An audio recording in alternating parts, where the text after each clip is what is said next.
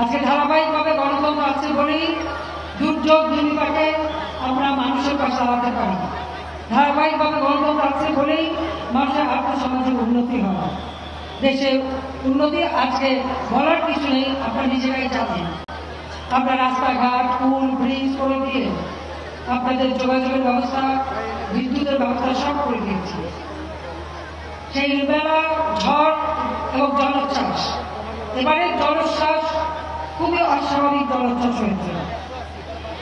আমি ধন্যবাদ জানাই যে আমরা সাইক্লোন শেল্টার করেছি, সেখানে মানুষ নিরাপদ আশ্রয় পেয়েছে। দুর্যোগ সহনীয় ঘর, ভূমি, কৃষক যারা গৃহহীন তাদের মধ্যে বিতরণ করেছি। সে কারণে মানুষ অন্তত আশ্রয়ের জায়গা পেয়েছে, পশু পাখি আশ্রয়ের ব্যবস্থা আমরা করে দিয়েছি। আমরা চাই যে এই দুর্যোগ থেকে আমাদের এই অঞ্চলের মানুষ যেন মুক্তি পায়, কারণ আমরা জানি এই অঞ্চলটা সবসময় দুর্যোগ প্রবণ। ইতিমধ্যে যে সমস্ত রাস্তাঘাট ভেঙে গেছে সেগুলি মেরামত করার ব্যবস্থা নেওয়া হয়েছে।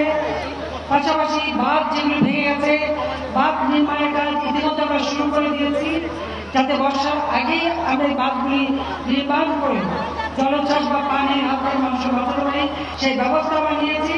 তাছাড়া যাদের ঘর বাড়ি ভেঙে গেছে ইতিমধ্যে আমরা খোঁজ দিতে বসেছি। তাছাড়া আমি এরপরে আবার সকলের সঙ্গে বসবো, প্রশাসনের বসবো, যাতে করে যেখানে যেখানে যাদের বাড়ি ঘর ভেঙেছে তারা যাতে ঘর বাড়িগুলো আবার মেরামত করতে পারে, আবার নির্মাণ করতে পারে, সেই ব্যবস্থাও ইনশাল্লাহ আমি করে দেবো। এইটুকু ভরসা আপনারা রাখবেন। জলোচ্ছ্বাসের কারণে অনেক পুকুরের পানি নোনতা হয়ে গেছে, কোনো কোনো জায়গায় বাসের গেট থেকে শুরু করে অনেকগুলি ভেসে গেছে।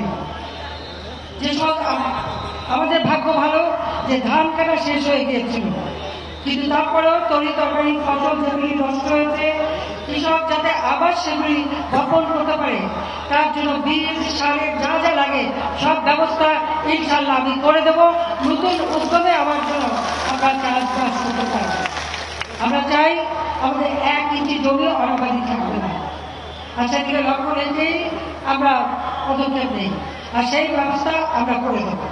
আজকে এখানে মা বোনেরা আছে, আমাদের দেশের যুব সমাজ আছে, মুরব্বীরা আছে, আপনাদের সবাইকে আমি এইটুকু বলতে চাই যে মানুষের জীবনে যা চাহিদা, অন্ন, বস্ত্র, বাসস্থান, চিকিৎসা, শিক্ষা, তার ব্যবস্থা করার জন্য যা যা দরকার আওয়ামী লীগ সরকার সেটা করে যাচ্ছে।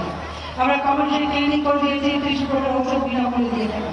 ছেলে মেয়েদের পড়ার খরচ আমরা বিনা পয়সায় বই বিতরণ করি, মায়ের নামে আমরা প্রিন্টিং টাকা পাঠাই। আমরা যারা একেবারে হতদরিদ্র বিনা পয়সায় খাদ্য সাহায্য দিই। যারা কিনতে পারে না, এখন দ্রব্যমূল্য বেড়েছে, যে কারণে আমরা পারিবারিক কার্ড করে দিয়েছি।